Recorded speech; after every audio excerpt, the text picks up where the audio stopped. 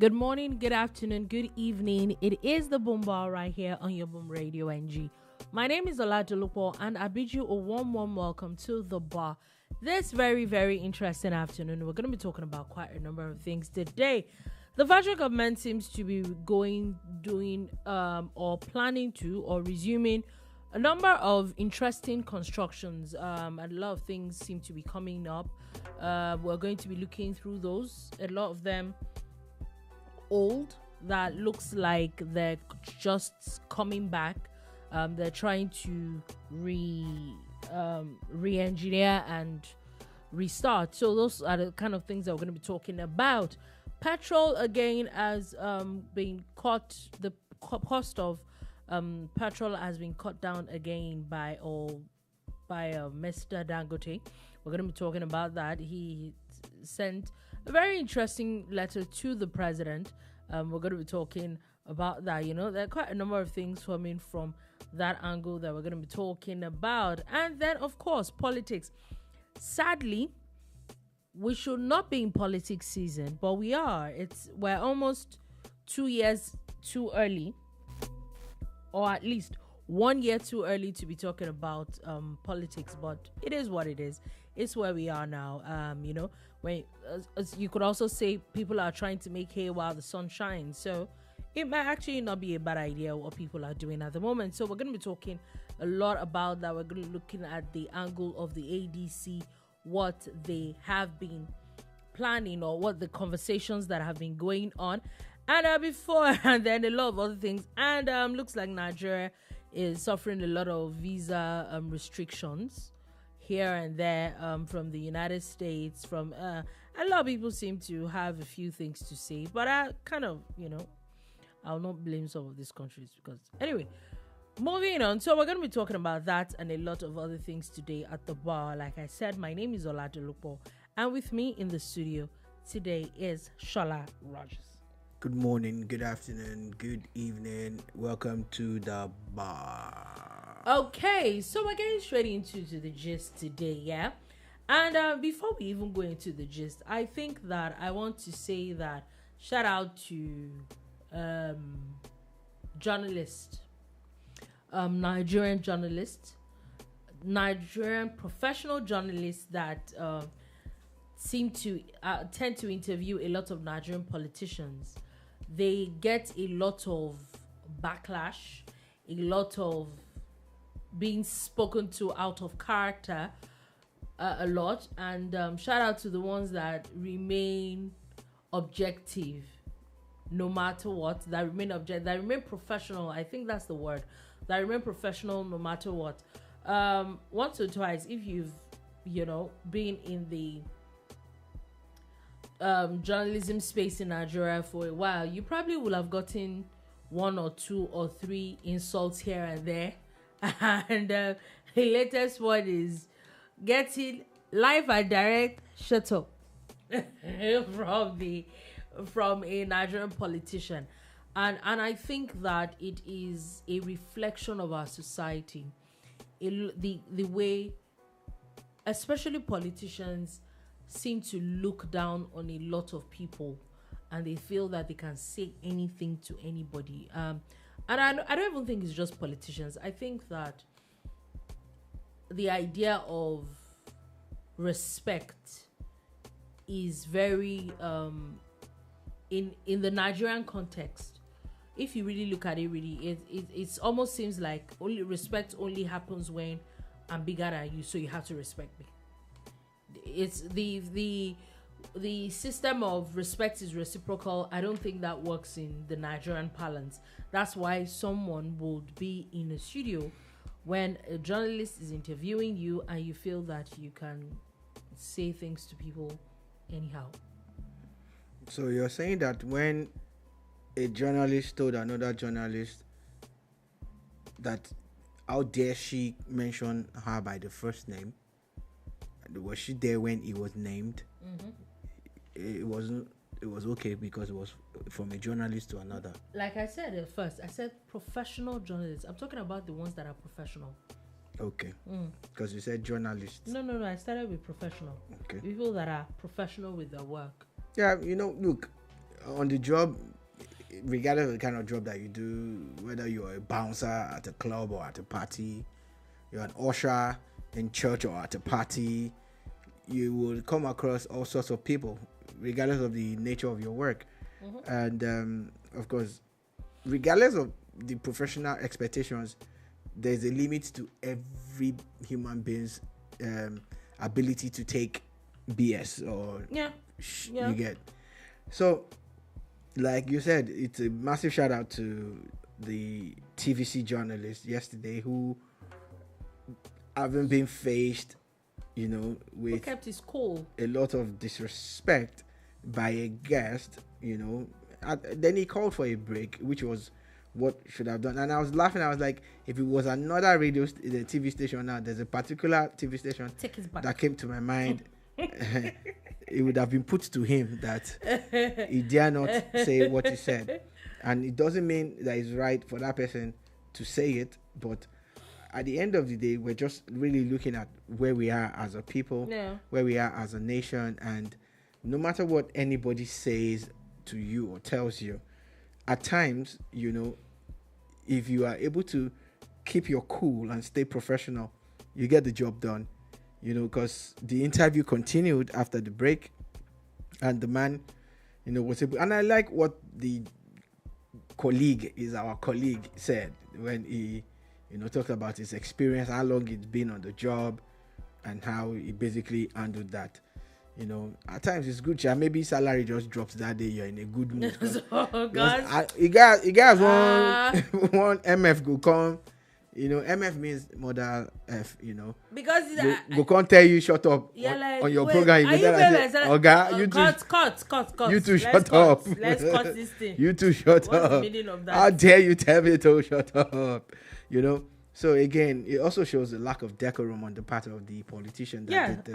That's it. I think that's one thing a lot of people should talk about. We're not looking at the fact that it's the lack of decorum for you to say such things to people. It's wrong.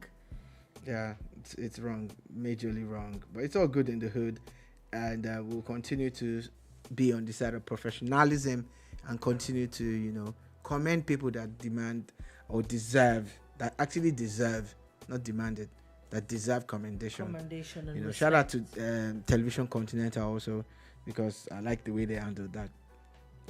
Now, moving on from that, so now let's go back to our original. Just wanted to put that out there. Now, first things first, the federal government has announced that they're beginning the reconstruction of the Eastern Rail Line corridor. That's the National Railway Corporation had announced this. It's very, very cheering news. When you look at transportation in Nigeria and how we're still stuck on the road, literally stuck on the road. The bulk of Nigeria's transportation happens on the road. And it's not as if we have enough roads, but everything happens on the road. On the same level itself, hardly do we have underground tunnels and enough bridges and all of that. So it's commendable that they're reviving the rail, especially the fact that rail is supposed to run from the port in Port Harcourt, that angle, all the way to Makurdi in the north. Yeah, it's supposed Maiduguri. Maiduguri through some part of Benue. Yeah, rivers. Supposed to go through rivers, Abia, Enugu, Ebonyi, and then parts of Benue. There's a section of that rail line that has been moribund for 20 years. The Enugu part of things, and when you hear those kind of things, they are heartbreaking. They are heartbreaking. Now, this is not a standard gauge rail. You get? Yeah. So you wonder why we allowed it go to waste and to rot. And we've had successive governments since 1999, including the Buhari government that tried a lot in the rail. Jonathan that tried a bit, But hey, nothing. Jonathan did a bit. Yes, he did. He started something. I thought you were the ones who said we cannot have rail. No, it was one of his ministers, but I think he eventually got around to trying to start something. The thing is that if you have rail running from Lagos to Kano, and then from Kano all the way to Niger Republic, you should have rail that actually runs a ring around the entire country. And one of the good things that I heard is that this government, the Tinubu government, have actually given the governors, the license and the leeway to invest in rail. So a lot of them can actually jump on existing or partner with the Railway Commission, to use some corridors for rail movement. And Lagos is already doing that. Thank God Buhari actually did that when they allowed the Lagos Red Line to use parts of the standard gauge rail that runs within the Lagos state axis from Ota, to Yaba. So this is a welcome to Butemeta, more or less. This is a welcome development. This is good news. And it is also said that 3 state governors have already signified interest. What's actually very funny and painful for me is that before Dave Umahi left as governor of Ebonyi, there were talks of them starting their own rail. Yeah. And Inwifiru has been there for 2 years. I was hoping that being Umahi's person, he will pick it up immediately. That plan, and maybe in 2 years they would have been able to to lay a couple of tracks that would have. Wait, who is the Minister of Transportation though? I can't remember, So I was hoping that they would have done that, but it's really not nice that Ebonyi State has not really done anything in that regard. And if they have, if there's anybody from Ebonyi that's out there, please let us know. Shout out, send a picture, send a video. Our WhatsApp number is on the screen. Let's know what the governor has done in that regard, because we all can't be stuck on the road. We shouldn't be. And I'm talking about not being stuck on the road. Another interesting conversation is that Nigeria is planning to reestablish its national carrier on the water. They're planning to refloat the national shipping line. According to the Minister of Marine and Blue Economy, they're saying that on this part is going to be a public-private partnership. There's a $10 billion market to tap into, a $10 billion charter market for Nigeria to tap into in that regard. And let's go further back to when we had the NNSL, Nigerian National Shipping Line. I have fond memories of that period. I remember, how, because my dad worked in maritime, so we actually used to go to the ports from time to time. And, that's where they started their own ship repair yard and all of that. And suddenly they just started, the military, they started selling those ships off. Those ships just started disappearing. Some were most likely cannibalized. But those ships we had one of the biggest fleets, the biggest in the world. At some point, Nigeria had I'm not saying the biggest in the world, but we had a massive shipping line. And the thing just went bust like that. Now, last week, one of the ports tweeted some information about how the first wholly owned Nigerian tanker docked at the Nigerian port. And I'm like, isn't it sad that it's 2025 that we have one that is wholly owned by Nigeria? I also remember one time when a Nigerian ship actually sunk, I think off the coast of Europe or Portugal or something, and how the ship, the captain stayed on and tried to get people off. I think he was the last to leave, and I doubt if he left. I think he went down with the ship or not. It's some tradition that they have in shipping. That's why some of us cannot be sailors. I'm more not to jump in that water, make everybody save themselves. But people died that day and all of that. So I've had a lot of the reminiscence about some things that happened in the past. But if they can pull this one off, and again, being a private sector driven thing, PPP, which means that Nigeria would not put too much money in it, or will put a little bit, so and then the management will be done from a business perspective. Because when we had the NNSL, we also had the Nigerian Airways, and we heard stories of how people would travel to London and other places for free because they are this minister's son or that person's cousin or brother. And I'm sure the same kind of mismanagement happened to the shipping line too. Nigeria was actually doing very well back in the day, so hopefully if they can bring this back, this will be a massive thing. The blue economy looks like they're finally picking up. It's a huge economy. It's something that if done right, oil and blue economy, they go the drag, say, what happened? Interesting. So we'll see. We'll definitely follow this matter and see what is happening on that. On that note, moving on from that, Mr. Dangote, there are quite a number of conversations coming out from Dangote. First things first, there was, I would say, it was he wrote a letter to an open letter to the president, and I don't know if you've seen that letter. And basically, he was kind of drawing parallels with what Eco-Atlantic is now and what's happening in Texas, and how the vision of President Tinubu when he was governor has now led to the fact that there aren't we don't have floods that used to be there on that corridor. They had a lot of things to say about the president, and it's said to say Mr. Dangote and the president are on very good terms.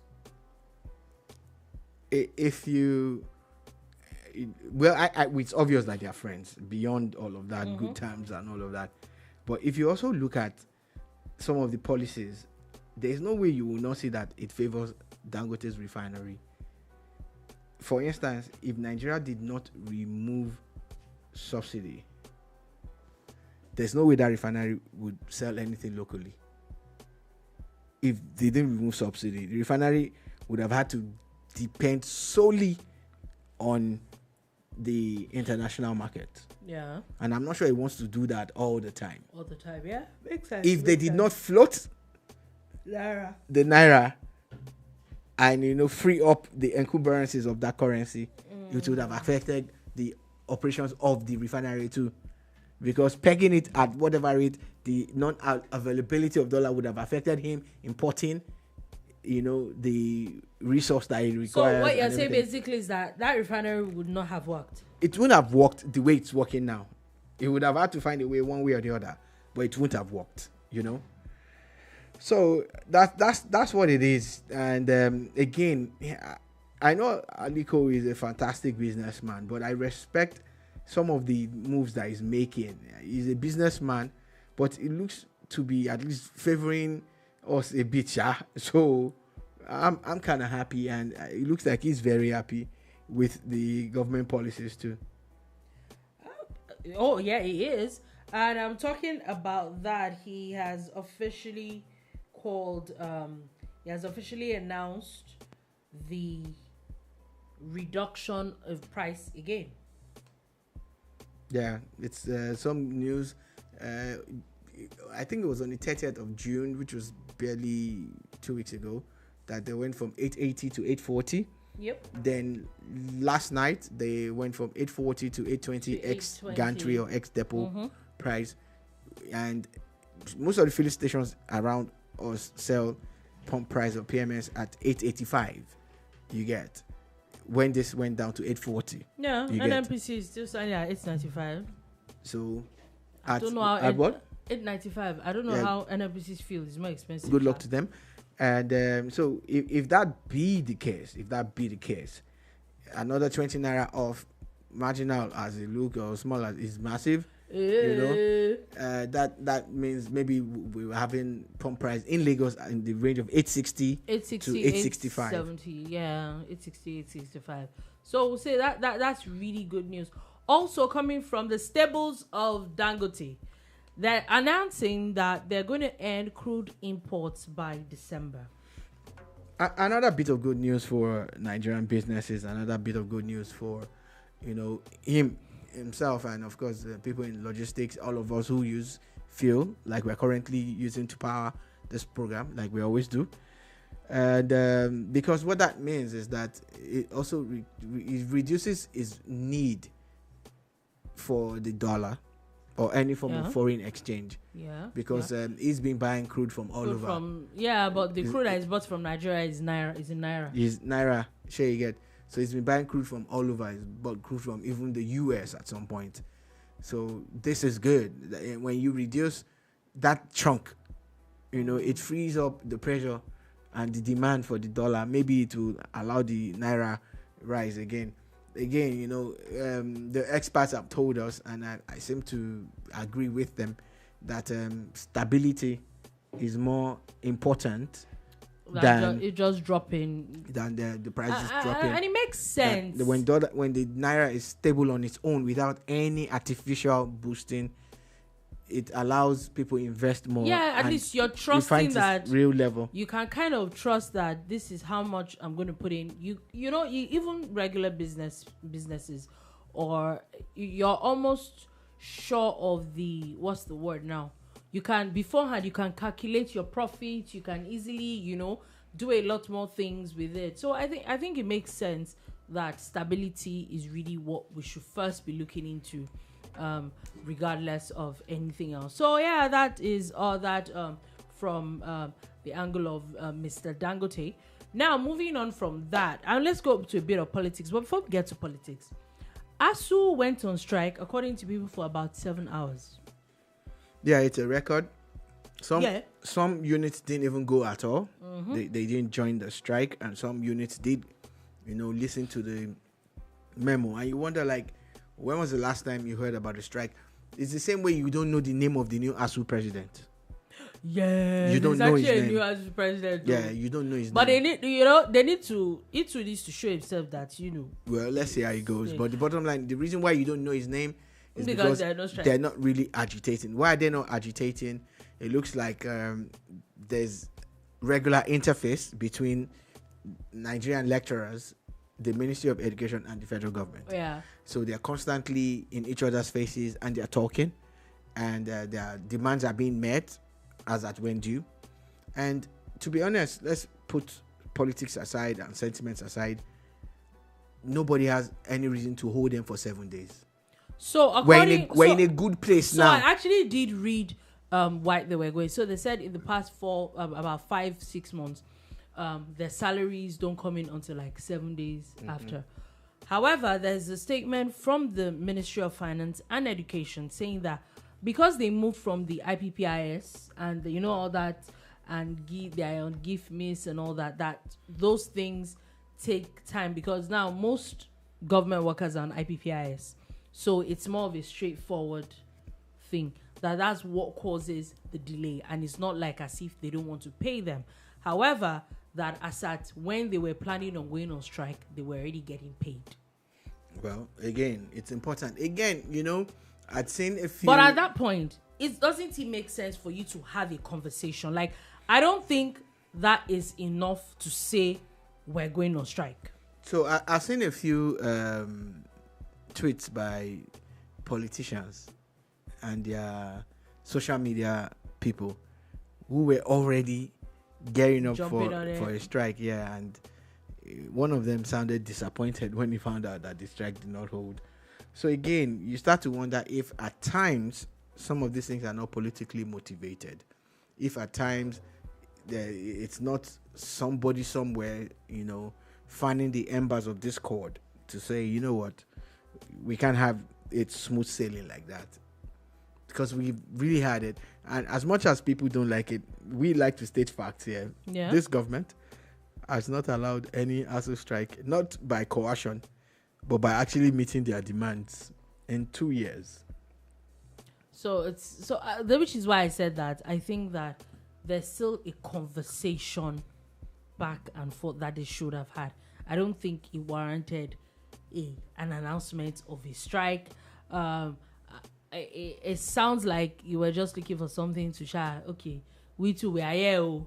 We too can strike. Oh, I think that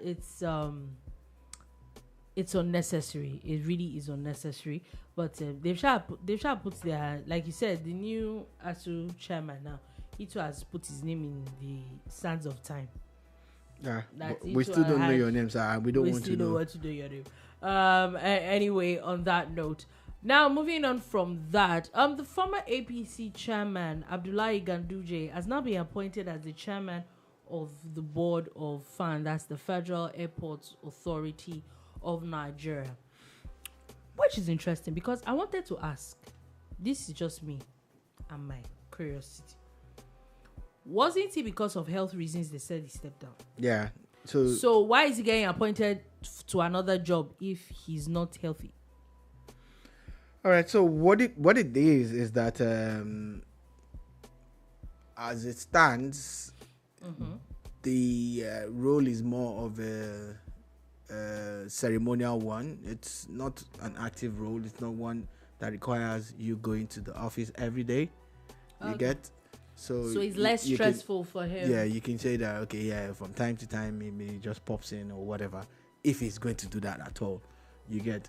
You see, the thing about politics that we should not fool ourselves is that they are spoils to be shared, regardless. And it's not necessarily even about corruption. It's just about the fact that there are roles to be filled, there are positions to be held, and the appointments to be made. And you most likely appoint the people that you know first. For certain roles, the ones that you need technocrats, you put technocrats in. The ones that you need. I get your point. Yeah, so this is all of them also saying maybe it's what people are saying that there's a Kwankwaso locking in the corners. So it wasn't really about his health. Yeah, so maybe Dangote needs to step aside so that they can play this game of bringing Kano into their fold, into their mix. Yeah. So we'll see where all that is going to. Just wanted to put that out there. It was just like a thought in my head. Now let's move on with that, and let's go on to the story of ADC. But before we get to ADC, Peter Obi's dealings with General Abacha. Now I think that this conversation had gone on for a while. In fact, I think even Daddy Freeze put out a video a few days ago after they had an interview with somebody else. I think it was Reno Mokri, and they had talked about, which is back and forth. It's a conversation that has been going on.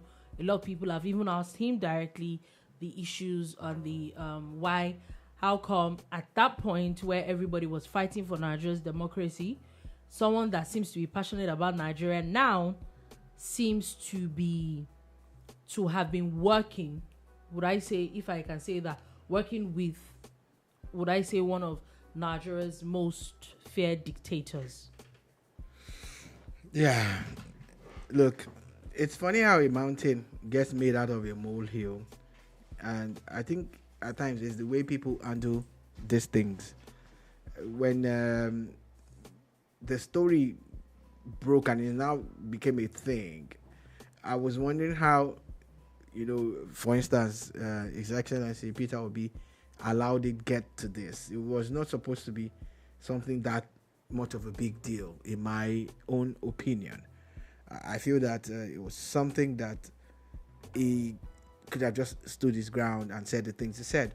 So during the lead up to the 2023 elections, Mr. Peter Obi had gone to one of those outings, one of those engagements where, of course, I think Tinubu also went there, and I'm not sure if Atiku went, but I remember that Bola Tinubu also went to that same place, that same forum, where he was meeting the business people, and they had some questions for him, and I think it was where he was now talking about how there was port congestion, and how about 100 of them had flown to Abuja to meet with the then dictator, Abacha. And after they had had that meeting, I saw this video before it became a problem. And after they had had the meeting with Abacha, or during the meetings, about 30 of them were in that meeting with him, and the minister was there. And at some point, Abacha banged on the table and said, "Oh, that boy," which is him, was referring to him as a boy. He must have been very young then, though, anyway. And I said, "That boy, yeah, port chairman, one thing, tax force or whatever." And that's how, he got that appointment. And I think he said that in 2 weeks or thereabout, they were able to clear the congestion in the port. You see, people need to understand that he was a businessman, and he was into a lot of importation. So the port congestion must have affected him personally and corporately as his business. So it was the reason why he must have gone to Abuja to have a meeting with Abacha. I'm sure he didn't go there in search of an appointment. Having said all of that, when he was now, being taunted by other people, if I was his PR person, I would have just stayed on the money and said, "Yes, I did, but I didn't go seeking. I was so good at a presentation that they begged me to help them decongest the port. Simple. That's it. But when Reno Mockery used it against him, and people started saying he worked for Abacha, especially during June 12th season, where emotions are high and everybody remembers MKO Abiola and how even the person that annulled the election came out to say that MKO won. Everybody more or less believes that he did, and all of that. If I was Peter Obi, I would have just stayed on the money. I did not lobby Abacha. I did not go to Abacha to say, give me a job, I want to work in the ports. I went there as a concerned businessman with other businessmen, and he gave me an appointment, and I took it because I knew that I could show my people how I could help them and salvage a situation, and I did, and I was successful, and that's all. But Peter Obi denied it when Seun Okibaloye spoke to him on Sunday in an interview, and that has now brought a lot of pressure to him, because people are now doing a mashup of the videos. There's a video where Peter Obi is saying that Abacha banged on the table and told the minister to appoint him into a role in the ports. Then you sit down with Seun Okibaloye, and for some funny reason, he decided to say that he had never met Abacha. Abba. The same you that actually achieved something by working with him, by being appointed by him, you're saying you never met him. Sir, honestly, I have a problem with your advisors, your handlers. I think they're not doing you right. You should have just stayed on the money, say what you said, and stand by it. Yes, you did get an appointment, and yes, you did your role, and you left.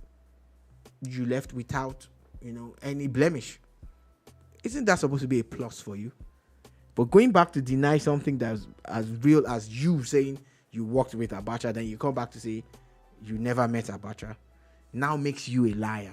And I know that you have this group of supporters that believe that you are infallible, and no mere mortal, people like me or any human being, can point out any fault on your side. That you're without blemish. You have supporters who think so, but you know yourself that you don't. You're not without blemish. We all have it, So I really wish that you had stayed on your part to say, yes, I went as a businessman. We had a meeting with him. He appointed me based on my presentation. I did my job and I left, and I achieved a lot, and you would be proud of it. But denying that you never knew him in the video, you never met him, and you never worked for him. Then a few days after, people started, because your video came out on Sunday. That same Sunday, people started putting out, a mashup of where you said at the event I was talking about earlier in Lagos, where you said that you were appointed, that Abacha banged on the table and made you, a chief person in charge of ports and port congestion. Then you now said to Seun Okibaloye that, you never met him, you never saw him. After that, then you now bring a letter that says you did know him. Isn't that a contradiction of what you said on Sunday? And isn't that a confirmation of the people like Reno, Omokri, and all the other people that are saying that you worked for Abacha? Because you bringing out that letter actually just confirms what they've been saying all along. But if you didn't play it up, if you didn't make it a talking point, I don't think anybody will be throwing it in your face. And I really think that you have very terrible advisors and terrible handlers. They really don't advise you well. That's my opinion. So sorry that I had to. Sorry, something just came up. But with that letter as well, a lot of people are now punching a lot of holes with that letter. First things first, like you said, I feel that maybe you should have let it go, or come out to say, okay, this was what happened, and we move on. So he posted a letter, I think some letter of appointment that was said to have been issued as far back as 1996. And there are quite a number of conversations around that letter. One is that font and the way that thing was written, there was almost nothing existent like that as at 1996 in Nigeria. That may be a little bit debatable, but really, if you look back as far back as 1996, some people are saying that paper is too white for a paper that was issued in 1996. Some people are also even pointing out spelling errors in the letter. In the letter, a letter that is said to have originated from the federal government in 1996. So, if we add up all those things, true or not, was there really a need to release that letter? But I would say that there was probably a need for him to address some of these issues, because it didn't now look like that issue was going anywhere anytime soon anymore. It didn't look like something that was going to be swept under the carpet, that he worked for the Abacha administration.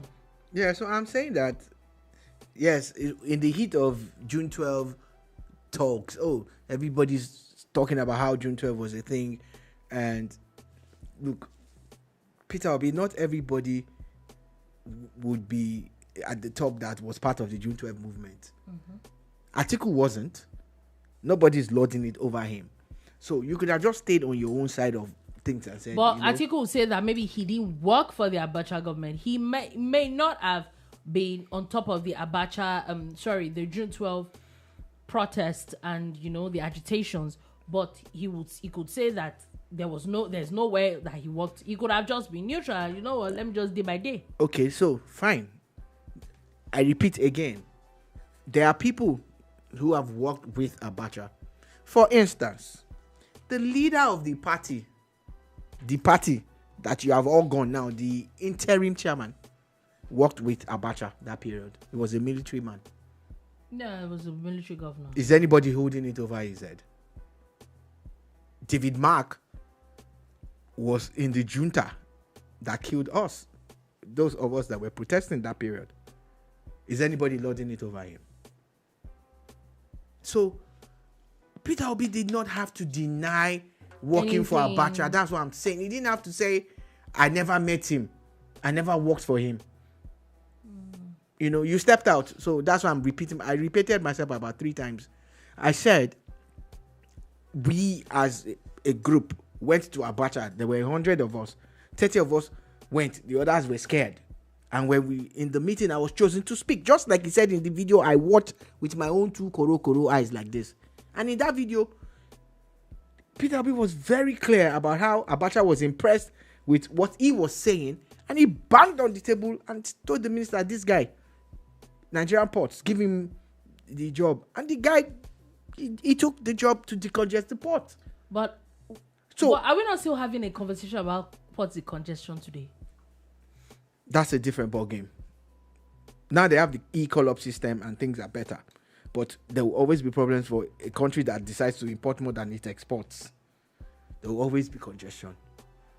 If you get to the port, you look at bull nose and you see ships that are berthed like even waiting to enter the Nigerian waters, waiting for clearance but that's not even the issue. The issue I'm talking about here now is that when he did that and they are using it as jibes against you, I ran on mockery, all of that, they are yabbing you work for Abacha. He said, yes. Own it and move on. Yes.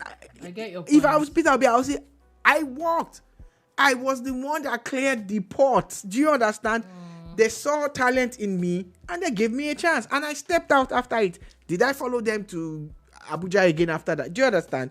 And the thing will be dead and buried. Then when they were throwing it at him because he couldn't handle the heat, he now sat down with Sheun Okibalo. He's now telling Sheun that he never met Abacha.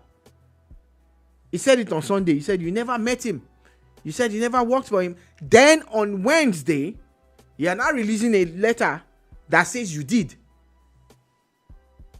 Why did you deny it on Sunday?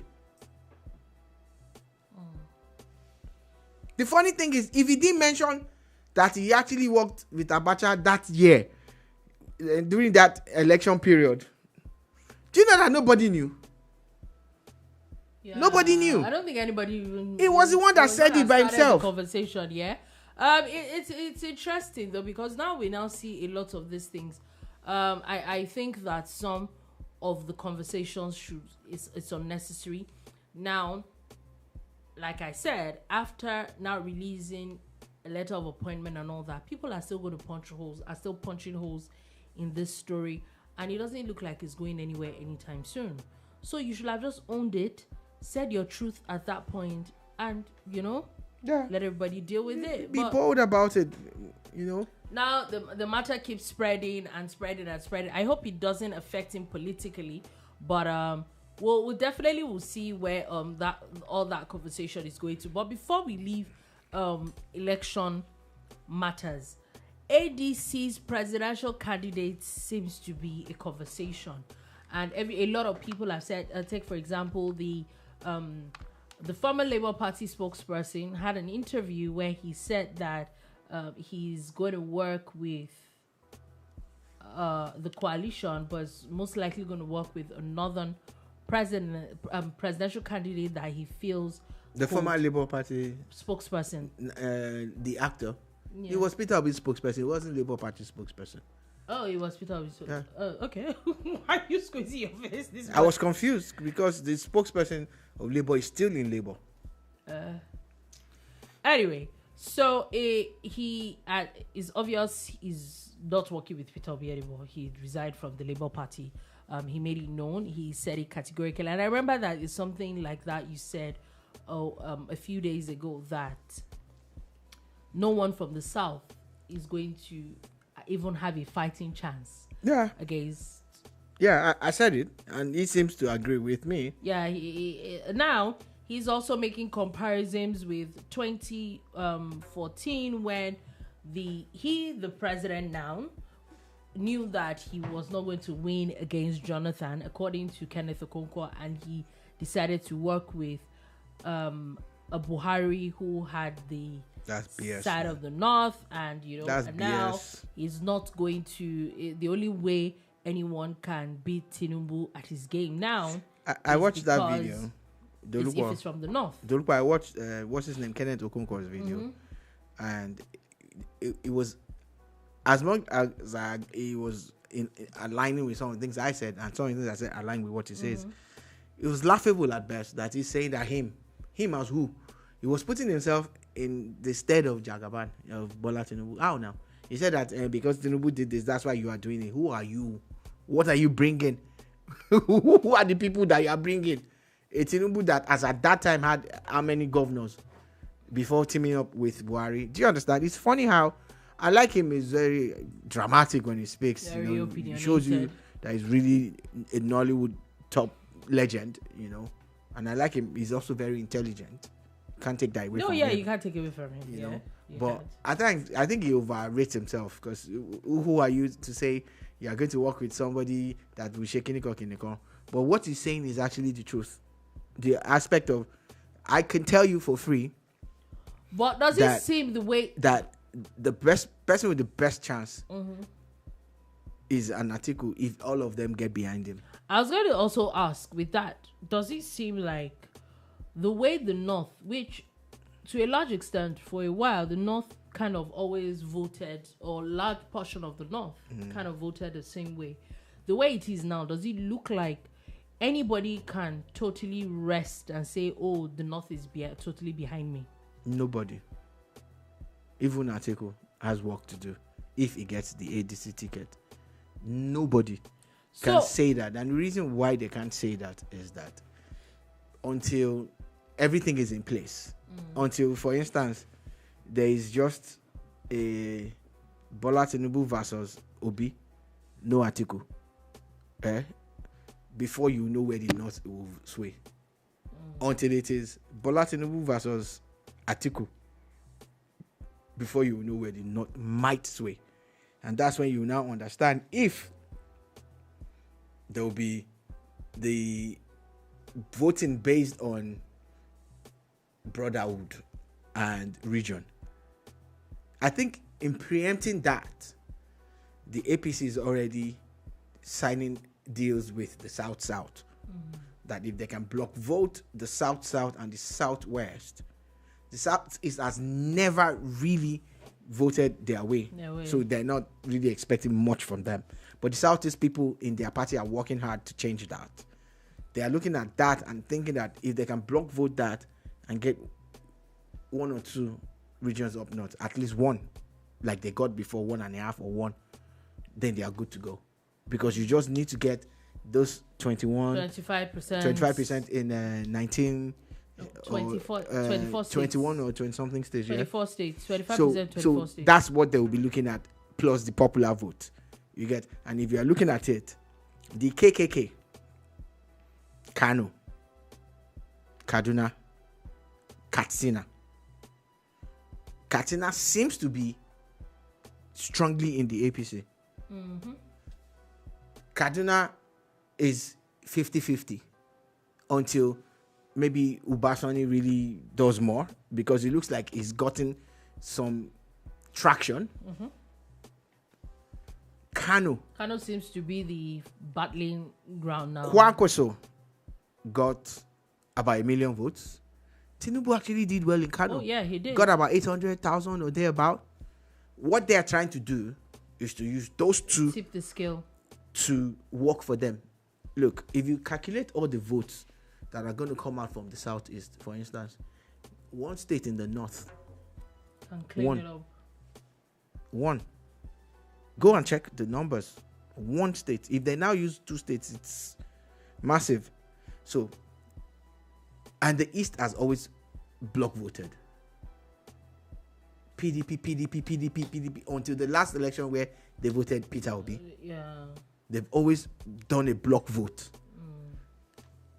Some of the inroads that they made, that like someone like Peter Obi made now, I doubt. But they're smart. The coalition is smart. That's why they've gone for an Aragbe Sola, for instance, who has this massive movement in Alimosho.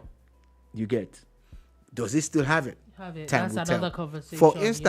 For instance, this Saturday would have been a good time for them to test their popularity.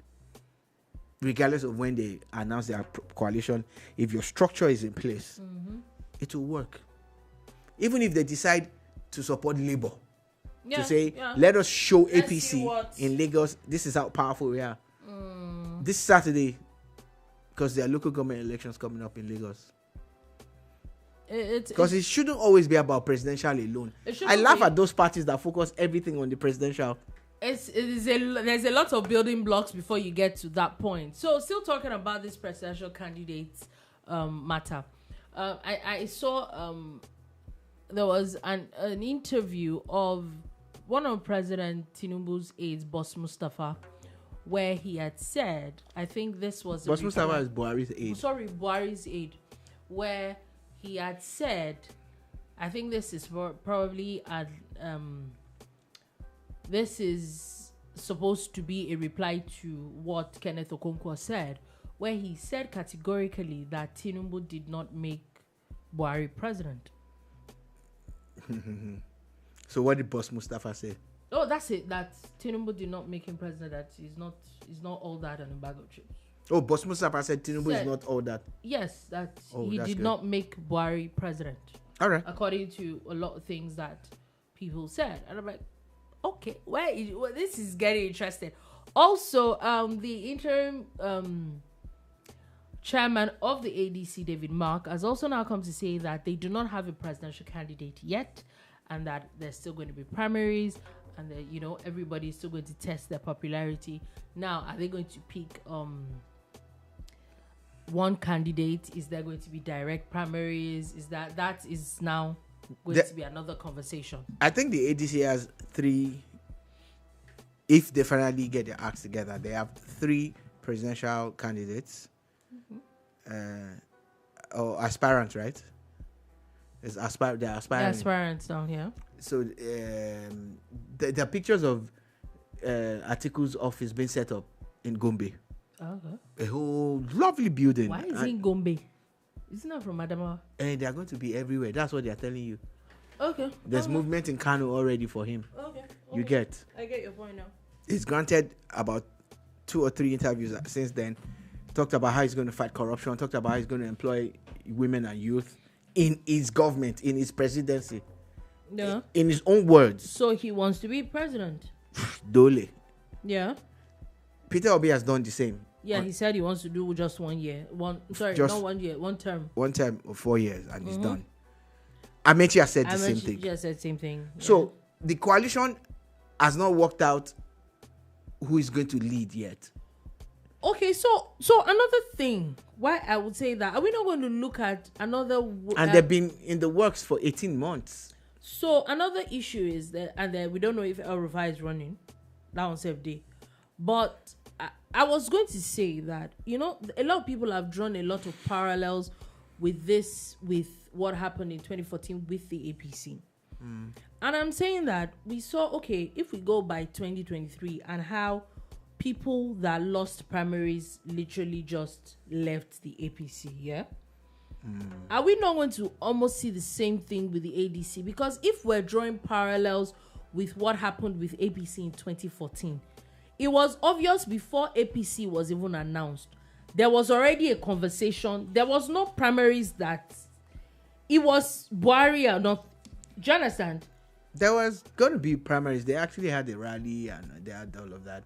But of course, the handwriting was on the wall. That's one, so he actually did win, You could almost say that from the get that they announced APC, there was kind of like a united front. Yeah, but of course there was Atiku was there. Atiku wanted to. Yeah, to be there, I get it. So again, I'm not even going to stay with that. I'm going to expand it to the last election cycle where there was a coalition of people who came together, Feladru, Toye, and all of them. I think those ones were not serious. No, but there was a coalition. Yeah. There was a coalition of different parties. Oh yeah, I and think then there were they ended up 15 fighting. or 20 of them. But when someone won, I think it was Byron that won. Guess what happened? Every other person pulled out. That's what I'm saying. They had agreed that they would support whoever won.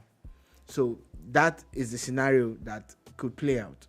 The other scenario that could play out is that an Atiku wins and he picks Obi or Amechi as his running mate.